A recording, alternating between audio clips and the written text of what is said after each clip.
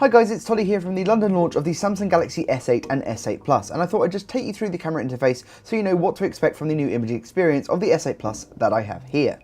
This is a 6.2-inch Quad HD Plus Super AMOLED display. It's a 2960 by 1440 resolution, it's got an 18.5 by 9 aspect ratio, and it looks absolutely stunning on first impressions. But you can check out our full hands-on review to find out more about it. I thought we'd take a look at the camera in a little more detail. So we have an 8 megapixel front-facing camera up the top here with an f1.7 aperture. It has face tracking autofocus, and then on the other side you can see that the rear arrangement is completely flat to the back of the phone.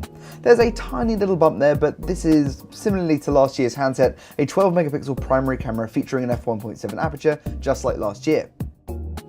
It also has dual focus pixel technology, and one of the other new features it has on the software side is enhanced image processing, so it actually takes 3 photos for every 1 image that it pushes out. It combines the detail from all 3 to create a better shot, increases low light performance, reduces noise, improves detail, and gives you better color reproduction. So you should just get a better image overall by shooting with the new camera on the Samsung Galaxy S8 and S8 Plus. So now if I jump to the phone itself by swiping up here and tapping on the camera app, you might notice that the interface has been notably redesigned. If you've seen our camera review of the Samsung Galaxy A5 2017, you'll spot that there's definitely similarities in the interface here, mainly in how you swipe around and navigate. Samsung basically wanted users to be able to use one hand for most of the functionality in the camera UI, even on this larger 6.2-inch screen. So what happens if I swipe up is that I jump straight into the front-facing camera, and you can use the heart rate sensor to then actually take a photo. If I swipe back up again, we jump back to the rear camera, so it's a nice intuitive experience out the gate. If I swipe to the right, then we then have the mode selection screen. We have 8 modes here. You can have manual control, of course, being a flagship phone. You have selective focus, so you can capture that background defocus, that background blur, despite having a single sensor. And then you have the other mode, food mode, which is something else that we saw with the A series this year, and slow motion virtual shot, things that we've seen with Samsung's previous phones as well. If I swipe left, we have a whole host of filters preloaded onto the device.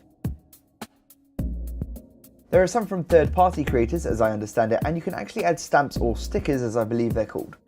And then we have this new mode, which if I jump to the front camera and use it, as well as the obligatory beauty mode, they've actually got a Snapchat style filter setup, so you can actually add fun filters onto your snaps, your videos and stills before you put them into an app, before you upload them. So you basically have more choices, and as you can see, there's quite a few here. This one is particularly, I think this one is my favorite. But that's a look at some of the more fun, outlandish features that the S8 and S8 Plus's camera now possess. There's also of course beauty mode in there too on the front camera, and if I jump back, another thing to note is that you can zoom, so you have the record button here, and you have the gallery button down here using the new icon design, but you can actually grab the shutter and you can then see I'm actually zooming in and out. You get up to 8 times digital zoom using this. This phone also possesses EIS and OIS, so you do have optical image stabilization. You can shoot up to 4K video as you could with its predecessor, and actually, let's jump into the settings here. It shoots in 4:3 at 12 megapixels by default. If you want 16:9, you're actually dropping the resolution to 9.1 megapixels. You also have RAW and JPEG support because of Android's Camera 2 API, so you have that. And you have tracking autofocus, options for holding focus and tracking an object, and also shape correction, because these wide-angle lenses can actually cause image distortion, which I've seen with the S7 and S7 Edge cameras, so that's a nice feature to have, absolutely. Beyond that, everything looks pretty standard. Under way to take pictures, you can have tap screen, you can just hold your palm in frame, and you can use the heart rate sensor as well, as I mentioned earlier. And that's about it. To quick launch, you can tap the power key twice, which is something that has been carried over from the previous phone too, and the floating camera button is a new software feature where you can basically have an on-screen shutter that you can drag around the screen. You can place it anywhere, so with this larger screen, say you want to hold it just on the side of the phone and then have the shutter up here, you can tap it there. That makes it a little bit easier to snap a photo no matter how you're holding the device. I should also mention that this phone shoots in HDR by default, so you have a 12 megapixel camera on the back, 8 megapixel front facer, and there's just a whole host of features out the box.